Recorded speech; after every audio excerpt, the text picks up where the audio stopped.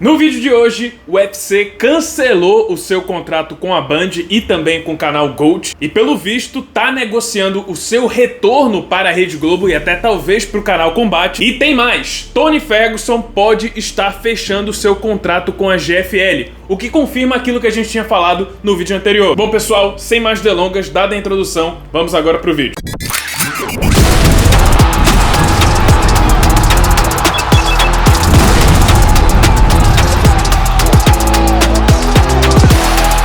Vamos lá, pessoal, o UFC acabou de encerrar o seu contrato com a Band e com o canal GOAT. Pra quem não lembra, depois que o UFC saiu do canal Combate, saiu da Globo, eles tinham fechado um acordo de transmissão com a Band. E isso começou a partir do UFC 283, que teve como luta principal Glover Teixeira e Jamal Hill, e Davidson Figueiredo contra Brandon Moreno. A partir dali começou a era da Band e do Fight Pass aqui no Brasil. E o acordo era basicamente o seguinte: enquanto todas as transmissões do UFC ocorriam naturalmente pelo UFC Fight Pass, todos os eventos numerados, Fight Nights, etc., a Band tinha direito de transmitir em TV aberta alguns eventos do UFC que tivessem a presença de lutadores brasileiros e também cards que acontecessem no Brasil. Basicamente a mesma coisa que acontecia na Globo, apesar que nos últimos anos de contrato a gente viu uma escassez de eventos transmitidos pela Globo. Não só isso, mas também abriu caminho para programas e outros tipos de conteúdo da Band voltados pro MMA, só que pelo visto não trouxe o sucesso, não trouxe o resultado que o UFC desejava. Na verdade, o resultado foi tão insatisfatório que o UFC rompeu com a Band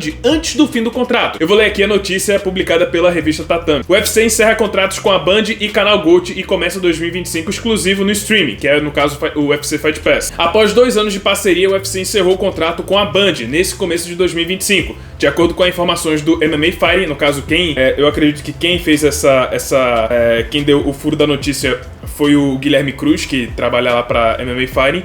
O vínculo, segundo o MMA Fighting, o vínculo iria até o fim desse ano, mas a companhia norte-americana optou pela rescisão contratual nesse momento. A Band, desde janeiro de 2023, transmitia na TV aberta um card principal por mês, que eram todos da espécie Fight Night. Além disso, promovia os eventos do UFC nos programas esportivos da grade, além de um programa exclusivo do Ultimate nas manhãs de sábado. Ainda de acordo com a publicação, o UFC chegou a iniciar conversas com a Globo para retornar à parceria que durou cerca de 20 anos e foi encerrada no fim de 2022. No entanto, as negociações não avançaram e, por enquanto, as transmissões do Ultimate no Brasil em 2025 serão apenas pelo Fight Pass, o serviço de streaming da própria companhia. Bom, o que isso pode significar? Se o UFC acabou de romper com a Band antes mesmo do contrato acabar, significa, primeiro, que o resultado não estava sendo esperado, já estavam insatisfeitos já faz um tempo, e que provavelmente já estão negociando com alguém, pode ser de novo uma nova tentativa de negociar com a Rede Globo ou com outra emissora, outra empresa, e eles já querem preparar o terreno, já querem se livrar logo da Band, encerrar esse acordo com a Band para já começar com essa nova empresa. E aí fica o debate, porque pode ser sim que eles voltem a tentar negociar com a Globo,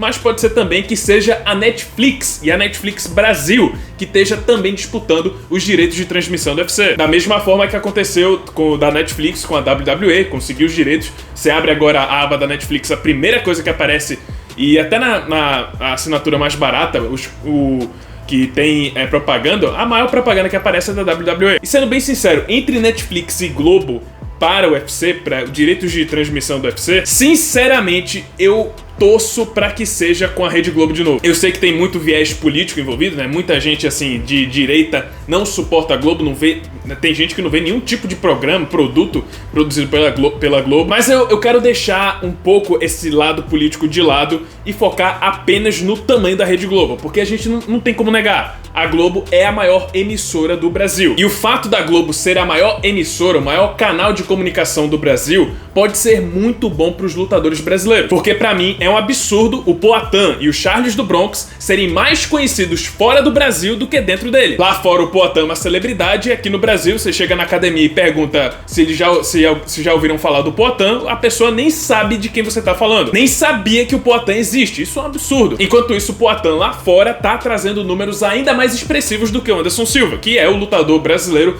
mais popular que a gente já teve. Mas por que isso tá acontecendo? Por que o Poatan, justamente agora no auge dele, campeão, uma coisa que a gente sempre pedia há anos, faz mais de uma década que o povo brasileiro pede assim por um novo herói como o Anderson Silva, um cara que atrai o público, um cara que você cria assim, que você quer sempre ver ele lutando. A gente passou mais de 10 anos pedindo por um cara assim, e agora tem o Poatan, que é exatamente o cara que mais se aproxima do sentimento que o Anderson Silva trazia no seu auge. E digo mais, pode ser que o Poatan tenha um poder atrativo ainda maior do que o próprio Anderson Silva. E por que no auge do Poatan, no auge da sua popularidade, por que ele não é conhecido aqui no país? No jornalismo, a gente estuda uma teoria chamada agenda setting, que defende que os meios de comunicação em massa presentes na sociedade têm o poder de determinar o que é importante para o público, o que merece a atenção do público, o que você precisa assistir. É com base nesse estudo, inclusive, que a gente pode explicar a popularidade do MMA no Brasil. Porque, pra quem não lembra, foi a partir da luta entre Anderson Silva e Vitor Belfort que o esporte explodiu aqui no país. Por quê? Porque foi a partir dessa luta que o MMA passou a ter mais espaço na grande mídia, principalmente na Rede Globo. E assim as pessoas começaram a se interessar mais, porque aquilo estava sempre em evidência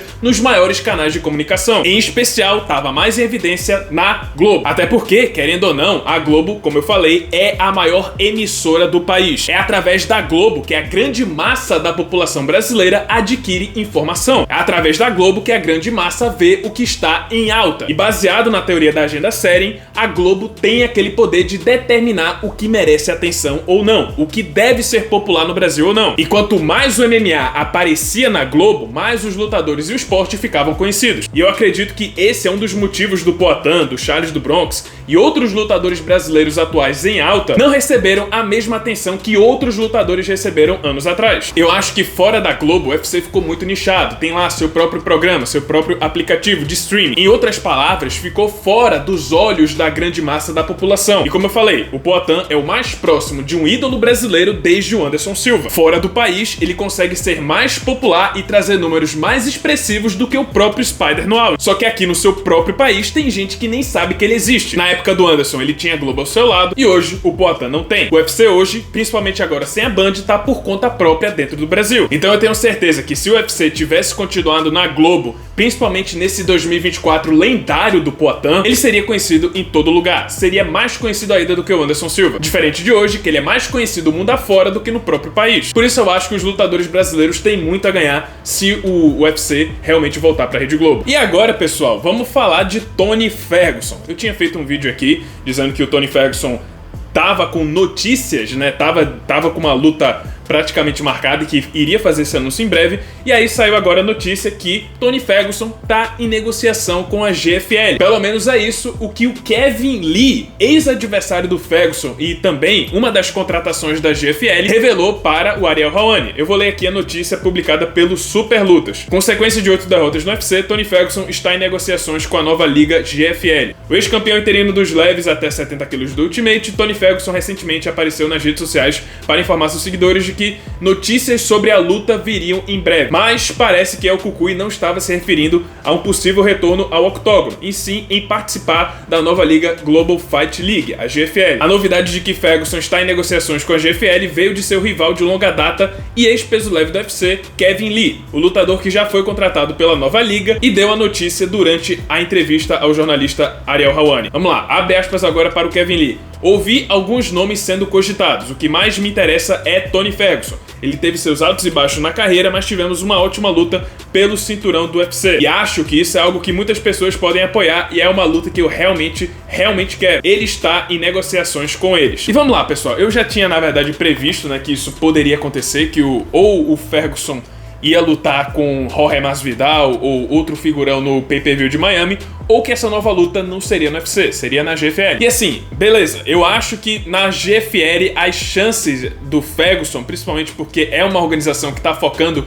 em outros lutadores veteranos da mesma faixa etária do Ferguson, eu acho que, querendo ou não, as chances dele conseguir pelo menos uma vitória são maiores. Mas ainda assim, eu repito o que eu falei no último vídeo, pra mim não dá mais. O Tony Ferguson não pertence ao MMA. Não só MMA, mundo das lutas. Se colocar Tony Ferguson num bare knuckle, boxe sem luvas, meu Deus do céu, vai dar pena. Pode ir pra GFL, acho que é mais, assim, combina mais com o momento do Tony atualmente, mas eu não vejo ele vencendo sinceramente, não vejo ele vencendo ninguém. Não vejo ele favorito contra ninguém. Se pegar um atleta mais jovem, vai ser amassado. Se pegar um atleta da mesma faixa etária, ainda acho que ele perde. Porque vale lembrar, assim, o Tony Ferguson vem de 8 derrotas seguidas, só que as últimas foram com outros lutadores que também estavam numa fase meio irregular. Beleza, teve o Paddy Pimblett, que é bem mais novo, mas também teve o Michael Chiesa, que tava numa fase terrível, o Bobby Green, que tava numa fase meio irregular também. Na verdade, quem deu uma sobrevida na carreira do Bobby Green foi o próprio Tony Ferguson e o Nate Diaz,